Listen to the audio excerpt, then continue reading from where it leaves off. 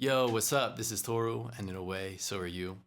Welcome back to another episode of ProducerBars, where I share ideas to help inspire further creative clarity.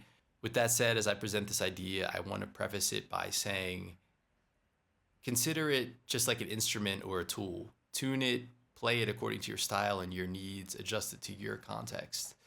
And with that said, at producerhead.substack.com, you will find a more specific list about how to implement this specific idea. So go to producerhead.substack.com and you will find a more detailed way about how to apply what I'm calling the marathon method. So today's idea comes from a potentially unexpected source. There is a quote from a book called What I Talk About When I Talk About Running.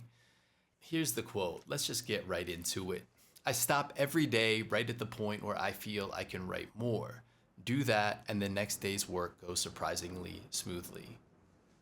I remember the first time I read this, it like smacked me across the face because it just made me think about every studio session I had had up to that point where the chord progression falls out of you, the idea starts to flow, and you experience that positive domino effect, and you're completely immersed in the moment. You know, I'm in a flow state and it's all happening, and I'm so excited. I'm just like riding this wave that feels like it could go forever. I feel like I could be in the studio forever. And what I used to do was basically ride that feeling until I was exhausted, both like physically, emotionally, ear fatigue, etc. And now the idea or the beat that I've been working on hasn't changed. What's changed is me, right? Is the way that I'm perceiving this thing because of the energy that I've expended to do it. And in a sense, I would argue that when I was in those sessions trying to push past those moments to a point of exhaustion, that I'm less serving the song and more so my ego. I want to see this thing finish. I want to see where it goes. The thing is, when you do that, at least two things happen that really directly impact your creativity and your process in negative ways, right? The first is by being exhausted, it's that much harder to do the next thing. And typically I have something else that I want to do that day. And now as I go to do that next thing, I'm entering it exhausted, fatigued, burned out, not to mention feeling down about my creativity and what I was just working on. The second thing is, as I leave the studio, I'm leaving that session with that negative impression, with that bad experience. And so even if it's subconscious, I've now made it that much harder to come back tomorrow because the last thing that I remember is everything not going well.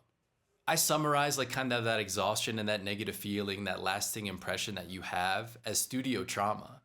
And the thing about the studio trauma is that in this particular case, it's entirely self-inflicted. It's because I failed to make the decision to walk away at that high point. This is a deceivingly simple idea to implement.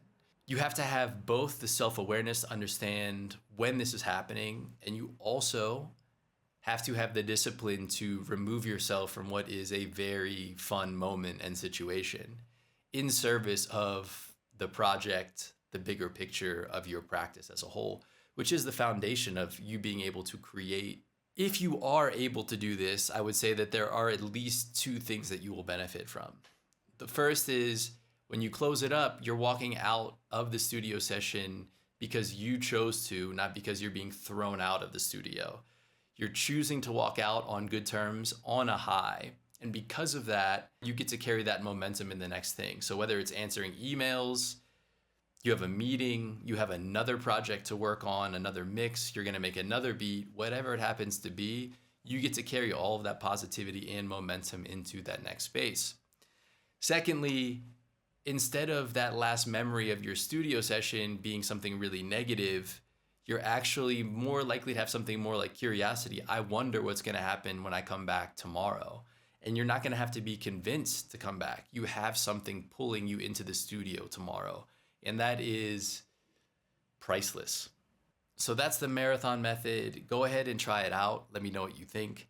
The next time you're riding that creative wave and you feel like you could work forever, remind yourself that it is a marathon, and go ahead and give yourself that little reward of being able to walk away at a high point And if you have any questions, same thing, let me know in the comments or the DMs, and I'm happy to try to help you get this going. Again, I remind you that think of it as an instrument, tune it, play it exactly the way that it fits you, for your style, for your goals. At producerhead.substack.com, I've included a list along with this entire write-up that gives you suggestions on how you could implement this particular strategy and idea. Again, it is free to subscribe to the Producer Head Substack at producerhead.substack.com. I am now offering premium subscriptions. If you're enjoying the show as well as all of these ideas, please consider taking out a premium subscription. It is $6 a month. It is a fraction of what we pay for plugins, and it goes a long way in helping this community grow, making other things available to us, as well as bringing in new guests. Really appreciate the support. That's it for today. Producer Head Bars. This has been Toru, and in a way, so are you. Peace.